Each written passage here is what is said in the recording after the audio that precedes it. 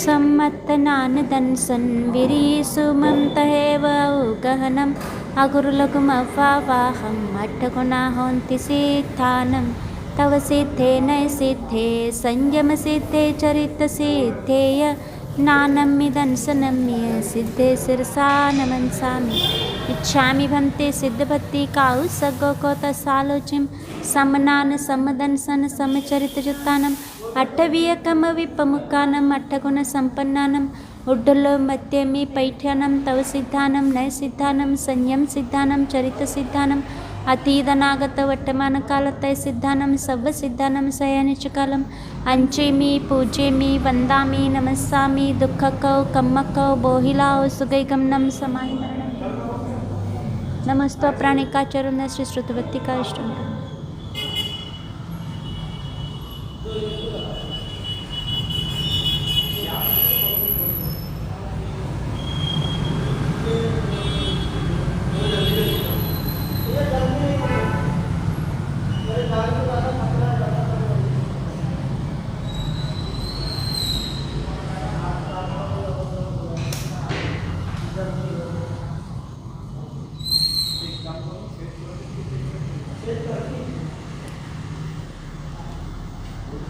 कोटिशतं द्वादश चैव कोट्यो लक्षानुक्षेत्रिस्थितिकानि चैव पञ्चाशदष्टौ च सहस्रसङ्ख्यमेतत् श्रुतं पञ्चपदं नमामि अरहन्तभासियत्थं गणहरदेवी हिङ्गन्तियं सम्मं प्रणमामि भक्तिजुतो सुदनानमहो वयं शिरसा इच्छामि भन्ते सुतभक्तिकाउ सगोकोतसालोचिं अंगो अंग पाहिनय पाहुडय परियम सुत्त पडमानियोग पुब्बगय चूलिया चैव सुत्ततै थुयदमकयं सयनिचकालम् अंचेमि पूजेमि वन्दामि नमस्सामि दुःखकौ कम्मकौ बोहिलाओ सुगैगम्य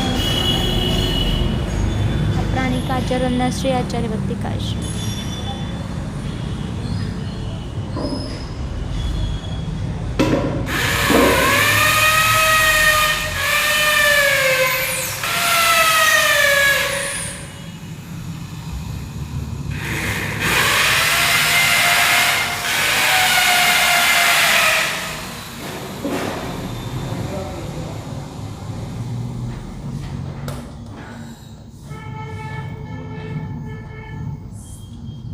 श्रुतजलधिपारकेभ्यः स्वपरमतविभावनाः पटुमतिभ्यः सुचरिततपोनिधिभ्यो नमो गुरुभ्यो गुणगुरुभ्यः छत्तीसगुणसमके पञ्चविहाचारकरणसन्दर्शे शिष्यानुग्रहकुशले धम्मायिरे सदा वन्दे गुरुभक्तिसञ्जमेनय तरन्ति संसारसायरं घोरं छिन्नन्ति अट्टकम्मं जन्मनमरणं न पावयन्ति ये नित्यं व्रतमन्त्रहोमनिरता ध्यानाग्निहोत्राकुला षट्कर्माभिरतास्तपोधनधना साधुक्रिया साधवा शीलप्रावरणा गुणप्रहरणाश्चन्द्रार्कतेजोदिका मोक्षद्वारकपाटपाटनभटा प्रीणन्तु मां साधवा गुरुवः पान्तु नो नित्यं ज्ञानदर्शननायकः चारित्रार्णवगम्भीरा मोक्षमार्गोपदेशका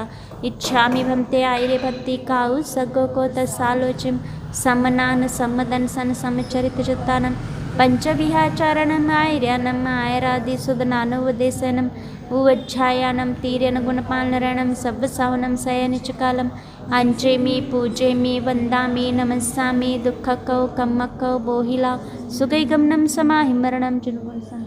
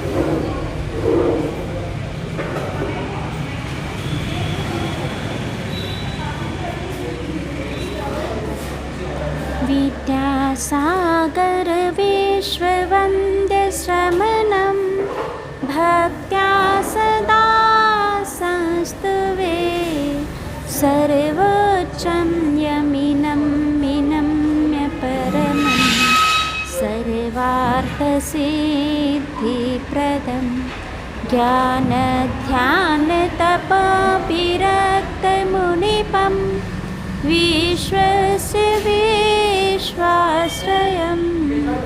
साकारं शमनं विशालहृदयं सत्यं शिवं सुन्दरम् पूर्णायुः दीर्घायुः आप शतायुः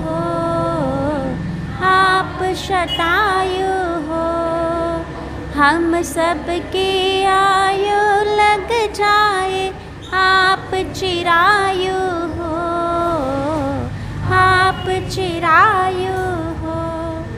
शाश्वत हो शासन गुरु तेरा शाश्वत हो शासन गुरु तेरा शरण भी शाश्वत हो मेरे चारों धाम के तीरथ विद्यासागर हो मेरी श्रद्धा मेरी भक्ति मेरे गुरुवर हो मेरे चारों धाम के तीरथ विद्यासागर हो। अनंत अनंत सिद्ध परमेश्वरी भगवान की, देवादिव्य श्री मूल नायक महावीर भगवान की, परम पूज्य आचार्य भगवंत गुरुदेव श्री विद्यासागर जी महाराज की, ज्येष्ठ श्रेष्ठ हरिका श्री गुरुमती आदर्शमती माता जी की। पूरी भक्ति हो गई, पूरी भक्ति हो गई। माइक चालू कर दो।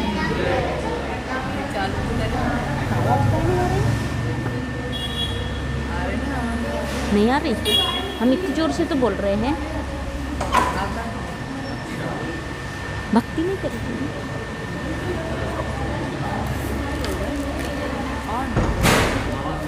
चलो ऐसे बोल दें।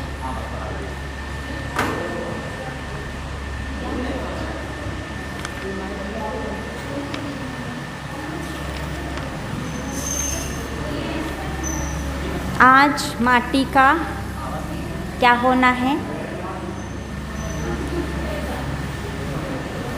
कठोरता के साथ सूत्रपात होना है। उसका मंगलाचरण ही बहुत कठोर साख के साथ होना है।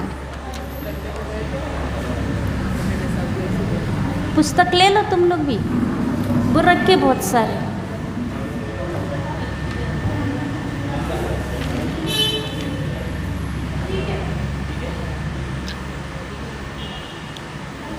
कल का याद है कुछ? क्या याद है बताना।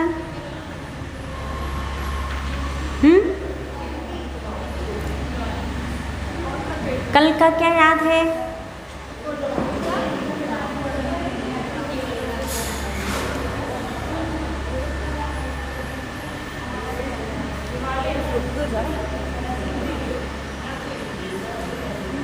कुछ नहीं याद? आप आगे आके बैठ जाओ, आवाज नहीं आती।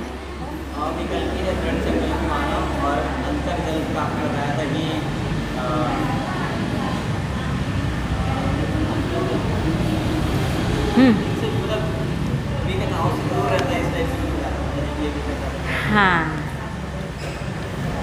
कुंभकार किसी के जीवन का सृजन करने वाला शिल्पी कैसा होता है? अविकल्पी, दृढ़ संकल्पी, है ना? ये आया था कल। हाँ, कुंभ का अर्थ क्या बताया था? कुंभ का अर्थ क्या बताया था?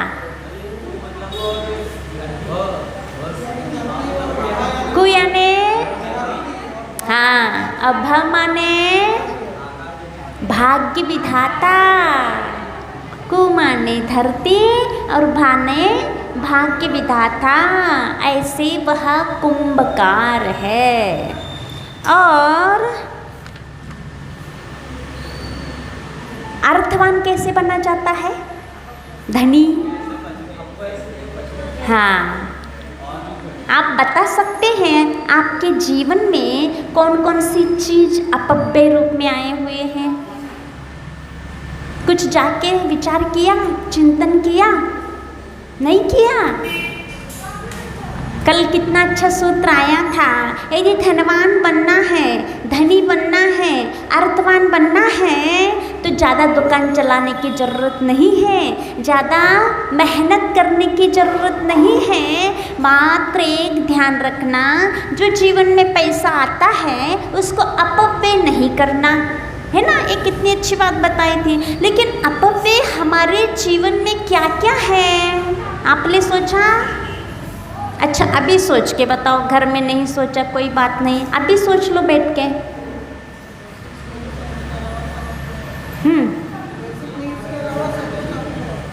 क्या? हाँ, उसके अलावा कुछ नाम तो बताओ। आपके जीवन में, आपके घर में, आपके दुकान में ऐसे कुछ चीज होंगे जो हमें जरूरत नहीं लगती फिर भी हम रखे हुए हैं। हाँ, और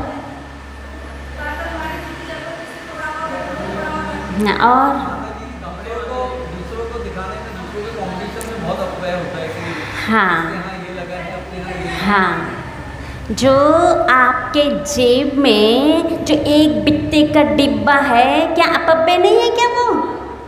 हाँ, प्रतिपल अपव्यय। क्या उसके बिना काम नहीं चलता क्या? पहले के लोगों का क्या जीवन नहीं चलता था? पहले इतनी शांति का जीवन था। जब इसके आने के पहले आप सोचो कितना शांति का जीवन था।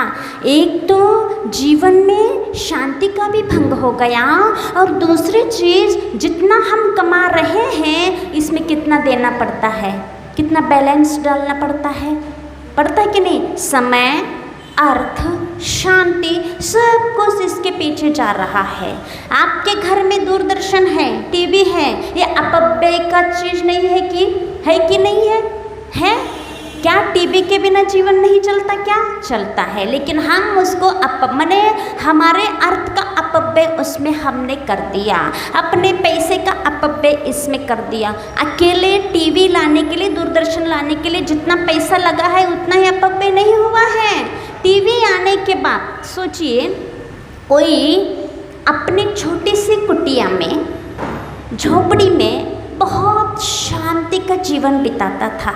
भले गरीब था, कमाता था सुबह से शाम तक और शांति से अपने परिवार चलाता था, बैठ के भोजन करता था, सुबह शाम का इतना मिलता था, बहुत शांति थी। लेकिन उसने देखा देखी करके एक टीवी ले आया घर पे, ठीक है ना, क्योंकि मनोरंजन के लिए टीवी ले आया। उस टीवी के कारण क्या होता है, उस टीवी में जो जो ऐड आते हैं, अब आज तक जो पहनते थे, जो ओढ़ते थे, जो भी व्यवहार में जो वस्तुएं आती थी, अब उससे शांति नहीं है। क्यों? अब टीवी में क्या दिख रहा है? दूसरा ऐड आ रहा है। अब वो चाहिए, बच्चों को वो चीज़ चाहिए, पत्नी को वो चीज़ चाहिए। अब शांति चली गई। अब उसकी पूर्ति के लिए पहले जो खर्चा पानी होता था अब कम पड़ रहा है। अब कितना भी कमाई करें, अब वो टीवी में जो ऐड आया है वो बच्चों को, पत्नी को, परिवार को चाहिए, और उसको पूर्ति के लिए अब दिन रात एक कर रहे हैं। ये शांति भंग का कारण है कि नहीं है? ऐसे मोबाइल है, ये अपव्यय का कारण है कि नहीं है? अच्छा, फ्रिज, क्या जरूरत है? बिना फ्रिज का नहीं चलता क्या? चलता है। ये सब अपव्यय की वस्तुएं हैं जो कल सूत्राचार्य ने दिया था। उसके बारे में आपने जाके सोचा नहीं कि हमने घर पे क्या क्या अपव्यय के वस्तु रखे हुए हैं, और इनके अलावा भी। लेकिन एक है ना, हमारा स्टैंडर्ड नहीं बचता, ये सब चीज़ नहीं रहेंगे तो लोग कहेंगे अरे तुम कौन सी सदी में जी रहे हो, कहाँ जा रहे हो, है ना। एक नाक का विषय बन जाता है। ये सब देखा देखी चल रहा है, तो इसके पूर्ति में फिर कमाना के लिए भी फिर देना पड़ता, कमाओ और इसमें अपव्यय करते जाओ। अब आज क्या होना है, माटी का खोदना है। कल कुंभकार ने ओमकार के मंगलाचरण के साथ माटी की वहाँ खोदने के लिए मंगलाचरण किया था। और आज देखते हैं प्रश्न नंबर है 29। अरे रे, यह क्या, कौन सा कर्तव्य है, किससे निर्दिष्ट है, किस मंतव्य से किया जा रहा है। सामने ही या सामने माटी के माथे पर मार पड़ रही है, क्रूर कठोर कुदाली से खोदी जा रही है माटी, माटी की मृदुता में खोई जा रही है कुदाली। क्या माटी की दया ने कुदाली की अदया बुलाई है? क्या अदया और दया के बीच घनिष्ठ मित्रता है? यदि नहीं है तो माटी के मुख में दुर्दन की आवाज़ क्यों नहीं आई, और माटी के मुख पर क्रुदन की साज क्यों नहीं छाई? क्या यह राजस्ता का राज तो नहीं है? लगता है कि कुछ अपवाद छोड़कर बाहरी क्रिया से भीतरी जिया से सही सही मुलाकात की नहीं जा सकती और गलत निर्णय ले जिया नहीं जा सकता। यूं ही यह जीवन शंका प्रतिशंका करता, बलानुसार उत्तर देता और अथक आगे आगे चलता ही जा रहा है स्वयं। क्या कुदाली ने माटी के सिर पर कुठाराघात किया। कितनी मृदु वह माटी है, कितनी मृदुता है उसके अंदर और कितनी कठोरता है उस कुदाली के अंदर। यहाँ यही प्रश्न कर रहे हैं, इतनी मृदु माटी के ऊपर इतनी कठोर कुदाली का कुठाराघात किया जा रहा है, फिर भी वह माटी ना गुस्सा हो रही है ना रो रही है। इसमें क्या रहस्य है, क्या रहस्य छुपा हुआ है?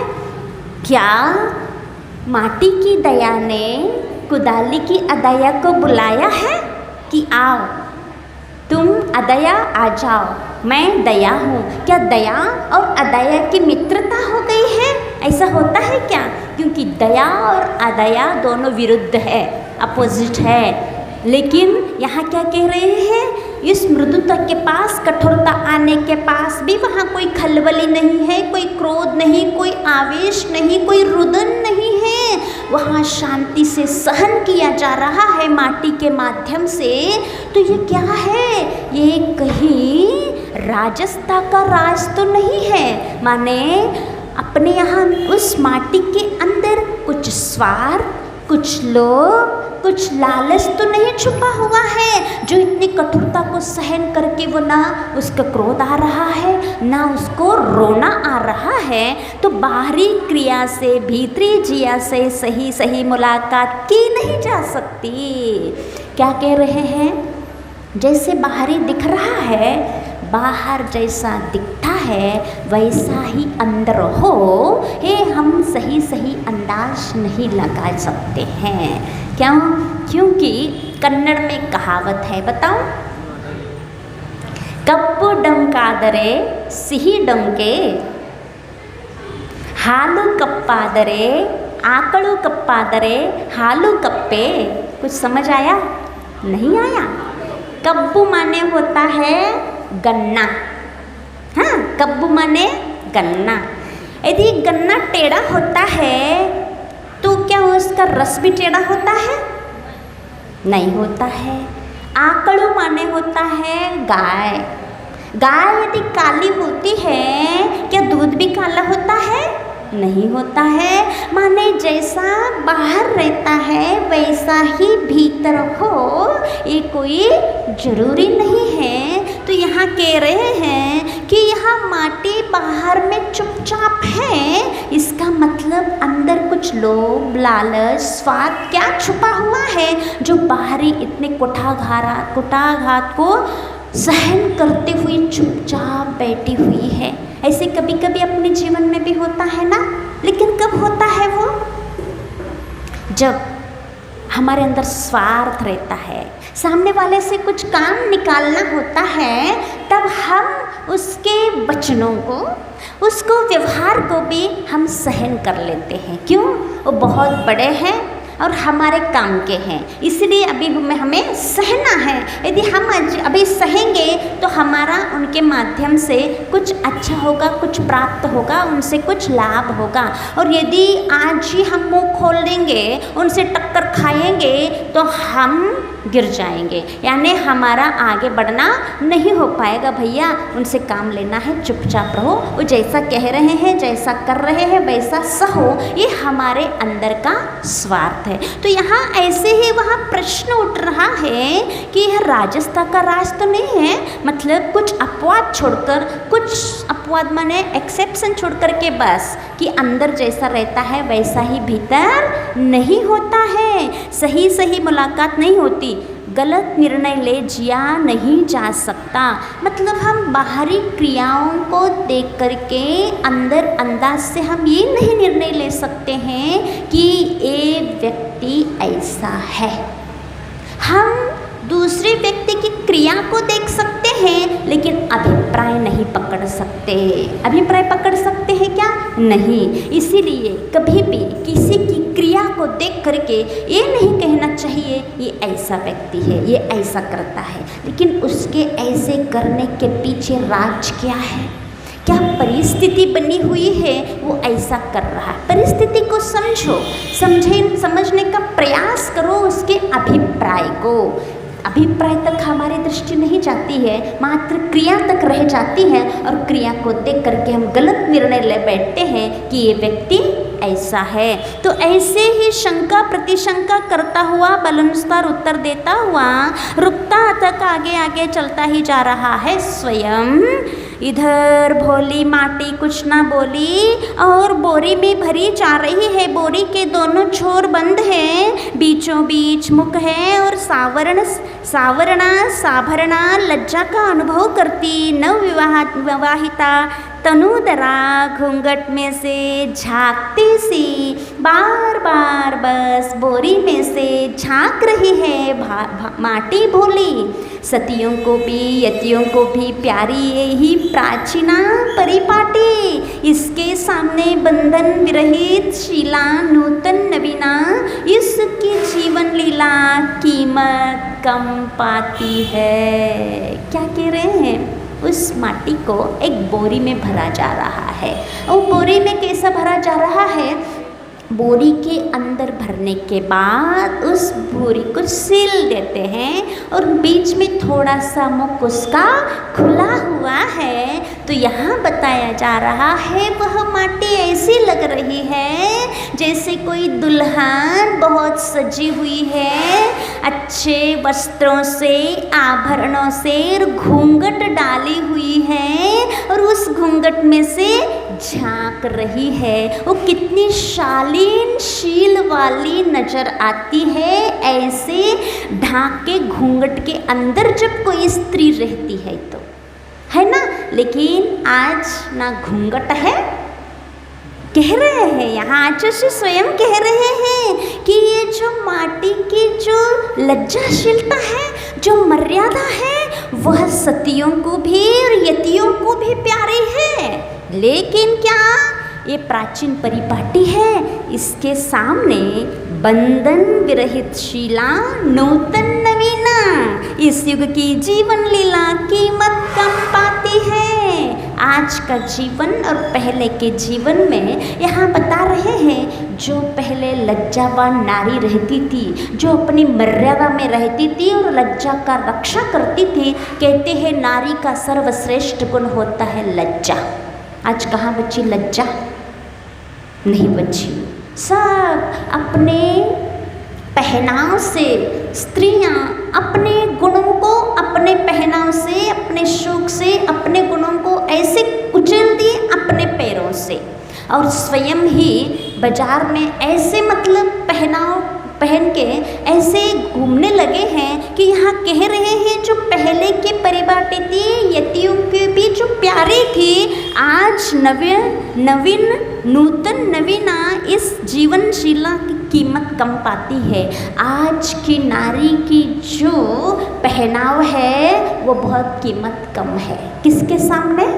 पहले वाली जो लज्जा की मर्यादा की सुरक्षा करते हुए वस्त्र सहित घूंघट में रहती थी, उस नारी के सामने आज घूंघट वूंघट कुछ नहीं, साड़ी भी भूल गए हैं।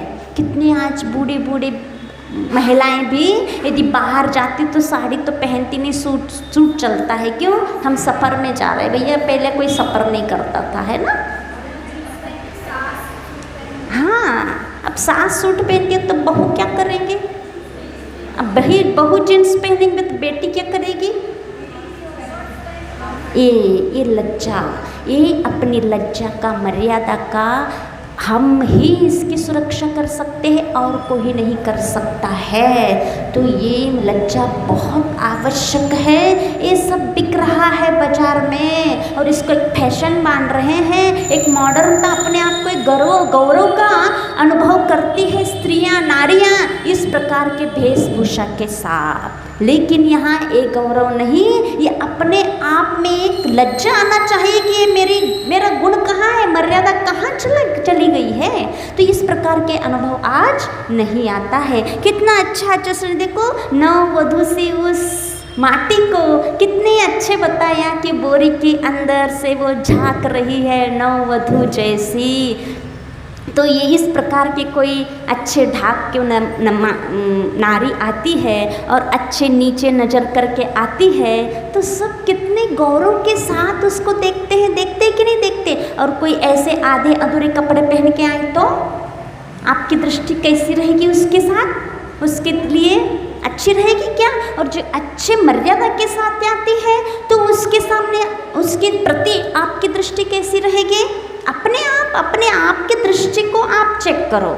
इसलिए नारियों से कहना है, कभी भी बाहर जाना है तो अपने साड़ी पहन के ही जाना, सूट पहन के मत जाना। सूट के साथ यहाँ कह रहे हैं कीमत कम होती है, कीमत बढ़ती नहीं है। ये भ्रम में मत रहना कि हम सूट पहनते हैं तो बहुत अच्छे बड़े कहलाते हैं। लज्जा बिक गई आपकी, वहाँ लज्जा नहीं रही, मर्यादा नहीं रही, आप नारी नहीं कहलाए फिर। इसलिए बाहर जाते हैं तो बहुत मर्यादा का ध्यान रख के जाना।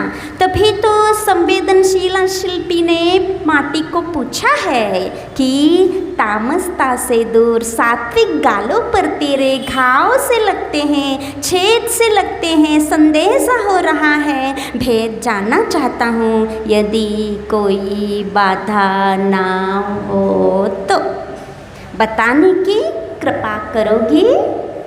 क्या कह रहे हैं कि आपके गाल उस माटी के गाल कैसे हैं कि बहुत तामसता से दूर, अंधकार से दूर और सात्विक गाल है। बिल्कुल उसके जीवन में सात्विकता है, अहिंसक है, सात्विकता है। उस सात्विकता के गालों पर ये घाव कैसे हैं, घाव कैसे लगते हैं, छेद से लगते हैं। तो ये संदेह सा हो रहा है कि भेद जानना चाह रहा है कुंभकार माटी से कि मैं आपसे कुछ पूछूं, मैं पूछ सकता हूँ? हाँ, तो वो कुछ क्षणों के लिए माटी के सामने अतीत लौट आता है और उत्तर के रूप में और कुछ नहीं, केवल दीर्घ श्वास। देखो, जो लज्जाशील नारी होती है, कोई कुछ पूछता तो फट से उत्तर नहीं देती। यहाँ ये माटी भी क्या, हाँ पूछो, अपन होते तो हाँ पूछिए, आप जो भी पूछोगे हम तैयार। ये लज्जावान नहीं। पहले कोई भी अपरिचित व्यक्ति कुछ बोलता है तो पहले उसको देखो कैसा क्या है, फट से उत्तर नहीं दिया जाता है। पहले उसको परखा जाता है, देखा जाता है या समझा जाता है, फिर उत्तर दिया जाता है। ये लज्जावान नारी की ये मर्यादा है, ये शीलवान नारी की मर्यादा है। क्या मर्यादा है? एक अपने ढके हुए अच्छे वस्त्रों में रहना और बहुत कम सोच समझ के बोलना। तो ये माटी बोलती नहीं है, मात्र दीर्घ श्वास लेती है। उस दीर्घ श्वास ने ही शिल्पी के संदेह को विदेह बना दिया और विश्वास को श्वास लेने हेतु एक देह मिली। जैसे ही उनने दीर्घ श्वास लिया, मात्र वचनों से ही अभिप्राय नहीं समझा जाता, बिना वचनों का भी व्यक्ति का अभिप्राय समझा जाता। समझा जाता कि नहीं समझा जाता? समझा जाता। जब त्रियंच होते हैं, गाय बैल भैंस होते हैं, उनकी कोई जुबान नहीं होते हैं, लेकिन फिर भी जो उसका स्वामी होता है उसके हर दर्द को समझता है। जो बच्चा होता है, बच्चा बोलना नहीं जानता है, लेकिन फिर भी उसको कब क्या ज़रूरत है माँ समझती है बिना शब्दों के। इसीलिए अपने अभिप्राय समझाने के लिए बोलने की कोई ज़रूरत नहीं है। अपने क्रियाओं से, फेस से सब सामने वाला समझ सकता है। ऐसे ही शिल्पी ने जैसे ही कहा मैं आपसे कुछ पूछना चाहता हूँ, कुछ संदेह हो रहा है, तब वह मात्र दीर्घ श्वास लेती है। उस दीर्घ श्वास को देख कर के शिल्पी का विश्वास को श्वास मिल जाता है, माने विश्वास हो जाता है। एक देह फिर भी सही अवधान नहीं हुआ, सही समाधान नहीं हुआ। जिज्ञासा जीवित रही शिल्पी की। इसको देखकर ही माटी अव्यक्त भावों को व्यक्त करती है, शब्दों का आलम्बन ले। क्या कुछ श्वास लेकर के अपने चेहरे से बताना चाहती है, उसके संदेह मिटाना चाहती है। कौन सा संदेह था? उसका क्या शंका थी कुंभकर्ण की? क्या सुन रहे हैं आप लोग? आपके इस सात्विक गालों पर घाव क्यों हो रहे हैं, ये पूछना था उसको। तो पूछना चाह रहा था, तो दीर्घ श्वास लेकर के वह उस चेहरे से बताना चाह रही थी कि मेरे ये घाव कैसे हैं, कब से हैं, किस प्रकार के हैं। लेकिन वो समझा नहीं। जब नहीं समझा तो अव्यक्त का व्यक्त करना चाहती है। अमीरों की नहीं गरीबों की बात है, कोठी की नहीं कुटिया की बात है। वर्षा काल में थोड़ी सी वर्षा में टप टप करती है और उस टपकाव से धरती में छेद पड़ते हैं। फिर तो इस जीवन भर रोना ही रोना हुआ है। दीनहीन आँखों से धारा प्रवाह, अश्रु धारा वह इन गालों पर पड़ी है। ऐसी दशा में गालों का सचित्र होना स्वाभाविक ही है। और प्यार और पीड़ा के घावों में अंतर भी तो होता है। रति और विरति के भाव एक से होते हैं क्या? क्या मेरा जीवन कैसा रहा? शुरू से ही, अनादि से ही कुटिया में। मिट्टी कहाँ रहती है? आरसीसी बिल्डिंग में कोई मिट्टी पोतता है क्या? जमीन मिट्टी का बनाता है क्या? तो मिट्टी का जमीन कुटिया में है। माटी कह रही है एक कोटी की नहीं कुटिया की बात है। गरीबों अमीरों की नहीं गरीबों की बात है। मेरे जीवन में हमेशा यही बीतता आया है। मैं हमेशा ये पीड़ा सहते हुए आई हूँ कि जब भी वर्षा होती है तो कुटिया में क्या होता है? पानी चूता है, टप टप पानी चूता है। उस पानी के चूने से वहाँ के जो मिट्टी में जो ज़मीन रहती है वो क्या होता है? वहाँ छेद होता है। ऐसे ही मेरा जीवन रहा है।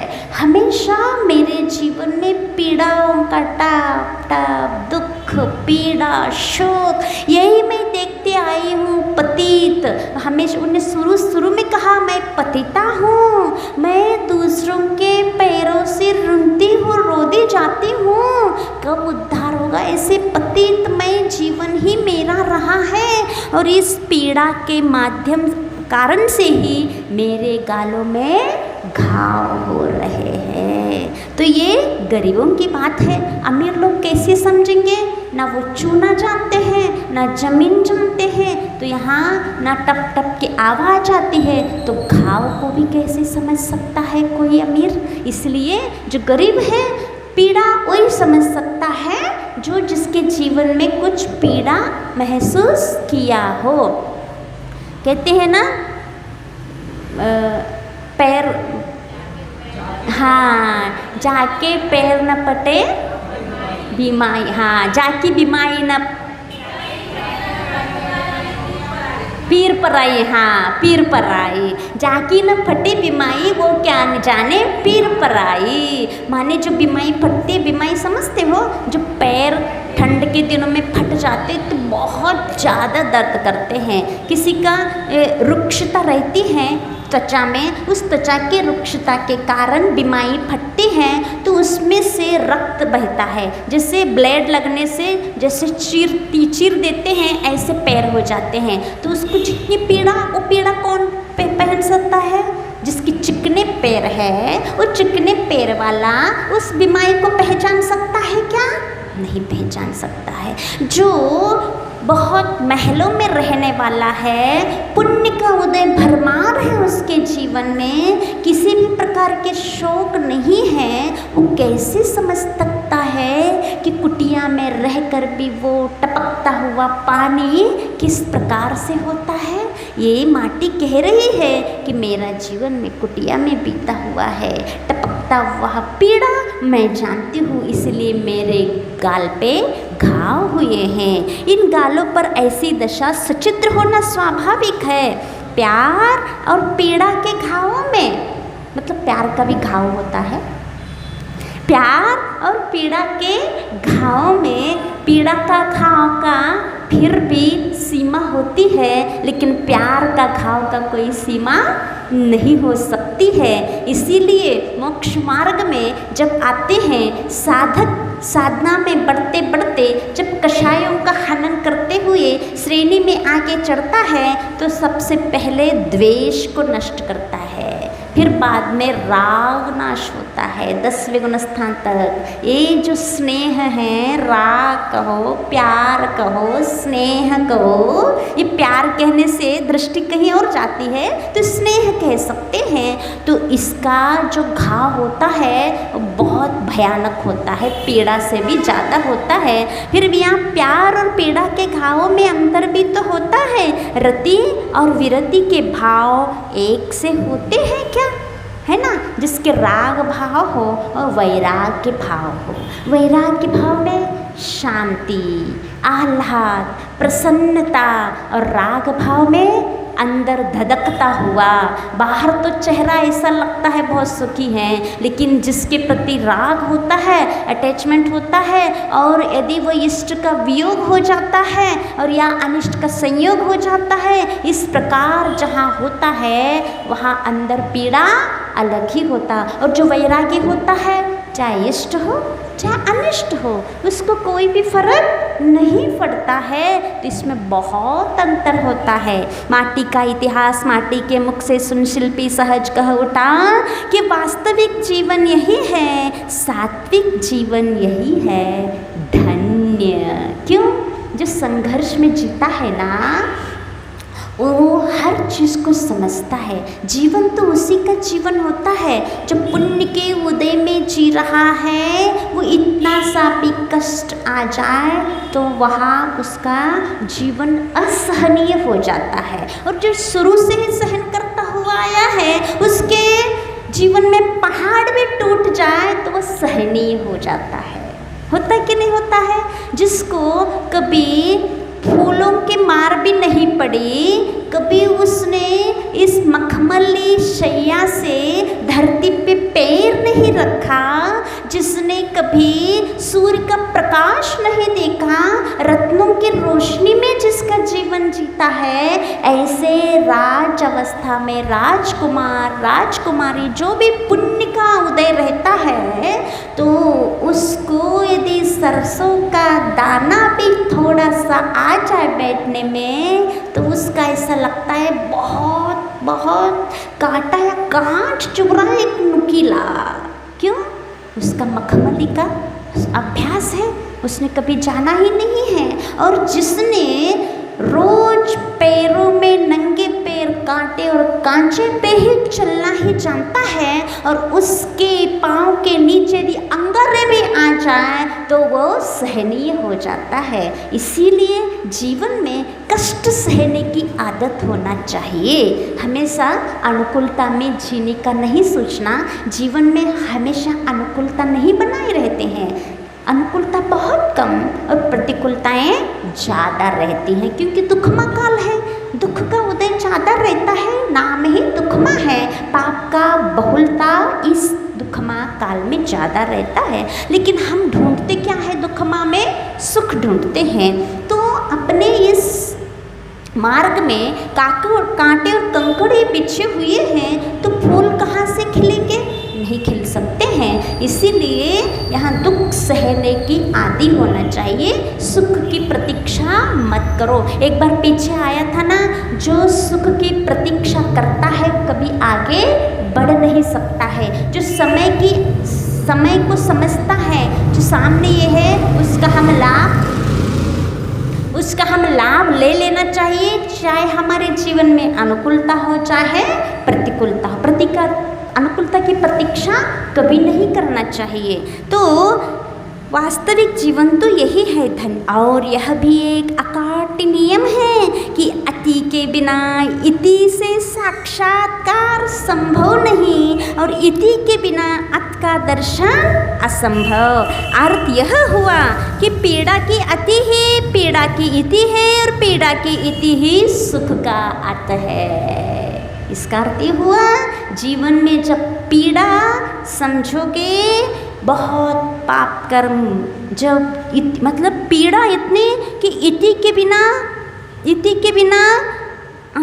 बिना इति से साक्षात्कार संभव नहीं। कहते ना, अब इसका पाप का घड़ा भर गया, अब फूटने वाला है। कहते हैं जब अति हो जाती है तो अब इति हो ही जाता है। अति के बाद क्या होता है? अति के बाद अब क्या होगा? उसकी इति ही होगी। इसीलिए अब पीड़ा की बहुत अति हो चुकी है, बहुत अति हो चुकी है। जब बहुत जीवन में भयंकर कष्ट आ जाए, पीड़ा आ जाए, तो समझना अब सुख के दिन आने वाले हैं। क्यों? पीड़ा बहुत अति हो चुकी है। अब अति से कितनी होगी ये अति बताता है, अब इति इसकी होने वाली है। इसलिए जीवन में अति पीड़ा आ जाए तो घबराना नहीं। अब ये समझना, ये सुख का मंगलाचरण है, पीड़ा की अति। ठीक है ना? ये मंगलाचरण तो अनिवार्य है हर जगह। तो अति दुख सुख का मंगलाचरण है, उसको भी आपको स्वीकार करना पड़ेगा। आप पीड़ा का स्वीकार करोगे तभी आपके जीवन में सुख आ सकता है। और जब इति हो जाता है तो अथ का दर्शन, बिना इति के अथ का अर्थ का माने अब प्रारंभ नहीं होगा, सुख जीवन में नहीं आने वाला है। अर्थ यह हुआ, पीड़ा की अति ही पीड़ा की इति है, और पीड़ा की इति ही सुख का अर्थ है। तो यहाँ प्रारंभ हुआ है, उसके माटी के जीवन में साधना भी प्रारंभ हुई है। और प्रारंभ में क्या हुआ? कुठाराघात हुआ। किसका? कुदाली का। ऐसे ही साधक यदि साधना के क्षेत्र में आ जाता है तो बहुत कठिन पथ लगता है। मोक्ष मार्ग तो बहुत कठिन है। सबसे भैया पहले क्या करना पड़ता है? केशों को उखाड़ो पहले। कितना कठिन काम है। कोई लोग कहते हैं यदि 2 चीज़ नहीं होती तो दीक्षा ले लेते। कौन सी? एक केश लॉन्च करना और एक पैदल चलना। कोई 3 भी कहते कि एक टाइम भोजन करना। ये 3 चीज़ नहीं होती तो मोक्ष हम आज ही दीक्षा लेते, आज ही व्रत ले लेते। ये बहुत कठिन काम है। नहीं, साधना करना है। माटी को सबसे प्रारंभ में कुठाराघात हुआ, ये मंगलाचरण है उसका। साधना के क्षेत्र में आना है तो सबसे पहले पीड़ा सहनी होगी, जब आचार्य श्री की दीक्षा हुई थी तब सबसे पहले उन्होंने जब केश लॉन्च किया था, वो भी स्टेज पर बैठ करके। कैसा लगा होगा? यदि कमरे में बैठते तो कुछ रो धोल भी लो, कुछ कष्ट हो रहा है तो कोई देखने वाला नहीं है, थोड़ी आवाज़ भी हाँ हूँ कर लो, लेकिन स्टेज पे बैठ के पहली बार केश लॉन्च और लहूलुहान हो रहे हैं और अपने हाथों से। ये है कुठारा घाट, साधना के क्षेत्र में पहला कुठारा घाट यही है। फिर उसके बाद जब साधना क्षेत्र में आता है तो धड़ाधड़ अंतराय शुरू हो जाते हैं। प्रायः सब नवदीक्षित के साथ ये होता है, अंतराय शुरू हो जाता है। ये है कुठारा घाट। ये सब कुठारा घाट सहना साधक के जीवन में पड़ता ही है। तो यहाँ माटी को भी ऐसा हुआ, लेकिन माटी को ज़्यादा कष्ट नहीं हुआ। क्यों कष्ट नहीं होता? किसी ने ज़बरदस्ती कराया क्या? कोई साधक किसी ने ढकेल दिया आपको, घर से जाओ दीक्षा ले लो? जब किसी के दबाव में आके काम किया जाता है तो वहाँ थोड़ा सा भी कष्ट बहुत बड़ा लगता है, और जब स्वेच्छा से वह काम स्वीकार करते हैं तो बहुत बड़ा कष्ट एहसास नहीं होता। हमने स्वयं स्वीकारा है इस रास्ते को, इसीलिए बहुत बड़ा कष्ट नहीं लगता है। ऐसे माटी को भी बहुत युगों से प्रतीक्षा थी कि हम कब उठेंगे, कब उद्धार होगा, कब ऊपर उठेंगे। वो दिन आ गए हैं। अब कुठारा घाट से भी उसको ज़्यादा दुख नहीं होता है। माटी को सांत्वना देता सा भय के मुद्रा में से कुछ एक पल बीत गए शिल्पी के, और अपना साथी सहयोगी आहत हुआ अवैतनिक गदहा। तनिक सा वह भी तन का वेतन लेता है, सब बंधनों से मुक्त घाटी में विचर रहा था जो। कोई भी बंधन जिसे रुचते नहीं, मात्र बंधा हुआ है वह स्वामी की आज्ञा से। अपदा माटी को स्वामी के उपाश्रम तक ले जा रहा है अपने पुष्ट पीठ पर। क्या आचार्य की हर दृष्टि देखो, चाहे माटी हो, चाहे कुंभकार हो, चाहे गदहा हो, चाहे कोई भी हो, उस वस्तु के प्रति, व्यक्ति के प्रति इतनी सकारात्मक और ऊंचे विचार रहते हैं। अब गदहा का भी अर्थ बताएंगे आचार्य श्री। ये गदहा कैसा है, पहले उसका लक्षण बता रहे हैं। वह गदहा क्या वेतन लेता है? क्या ले रहा है वेतन? अवैतनिक, कोई वेतन नहीं। क्या लेता है? तनिक सा, तन का वेतन, माने उसको खाने के लिए जो चाहिए उतना बस वेतन चाहिए उसको, और कुछ नहीं, बस इतना ही वेतन लेता है खाने के लिए। और कैसा है? बंधन से मुक्त। कभी गधे को बांधा है किसी ने? बांध के रखते हैं कि जैसे गाय भैंस को बांध के रखते हैं, घोड़े को बांध के रखते, कहीं देखा कि गधा को बांध के रखा हो? ये दृष्टि किसी की नहीं गई, आचार्य की गई। गधा कभी बंधन में नहीं रहता है, इसलिए यहाँ कहा बंधनों से मुक्त। वह बंधा है तो मात्र अपने स्वामी की आज्ञा से बंधा हुआ है।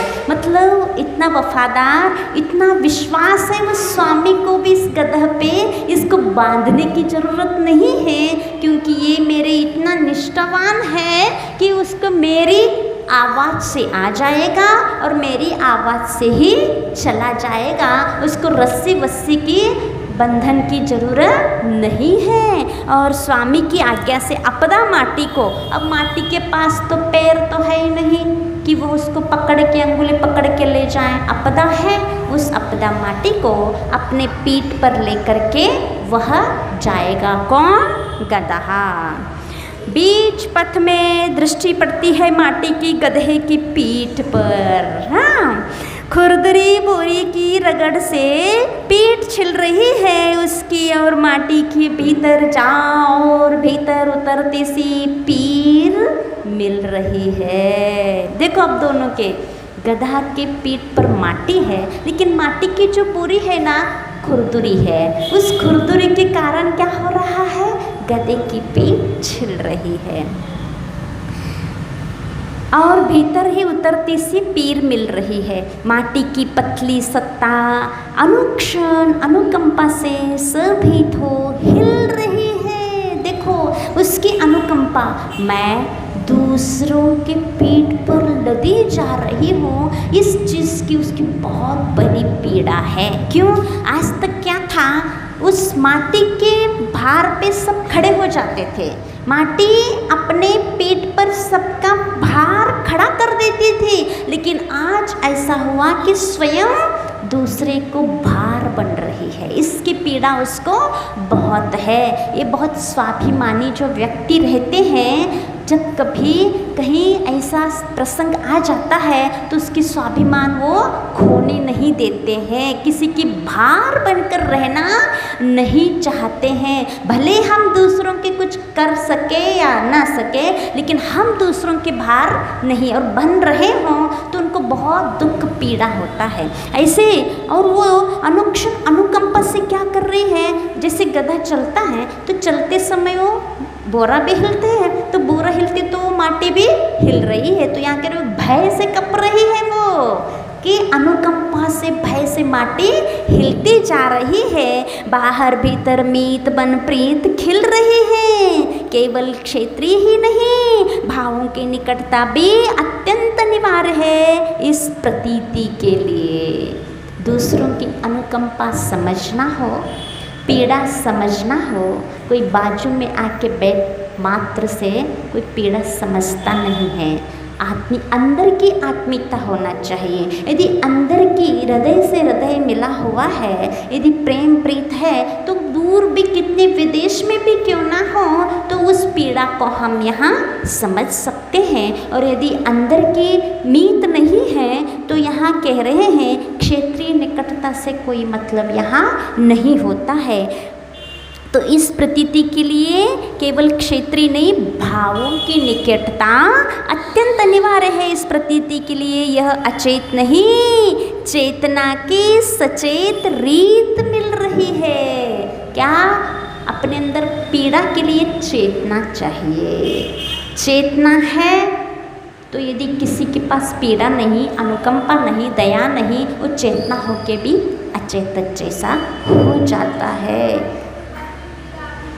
हाँ, पर की पीड़ा अपनी करुणा की परीक्षा लेती। मतलब दूसरों की पीड़ा है तो हमारे अंदर ये समझ में आता है कि पीड़ा तो हमारे अंदर दया करुणा है कि नहीं है, ये तुम्हारी परीक्षा है। उसकी पीड़ा तो उसके साथ है ही, उसका पाप कर्म का उदय है, लेकिन उसका पीड़ा आपकी परीक्षा लेगी। कै की परीक्षा लेगी? दया की, करुणा की। आपके अंदर करुणा कितनी है? जितनी करुणा होगा उतने ही आप उसके प्रति अनुकंपित रहोगे, सेवा करोगे, उसकी शुश्रूषा करेंगे, उसकी पीड़ा को पहचान पाओगे। वो जितनी उत्कृष्टता दया रहेगी ये आपकी परीक्षा रहेगी। बहुत समय हो गया, बाहर देखते नहीं। आचार्य गुरुवर श्री विद्यासागर जी महाराज की जय।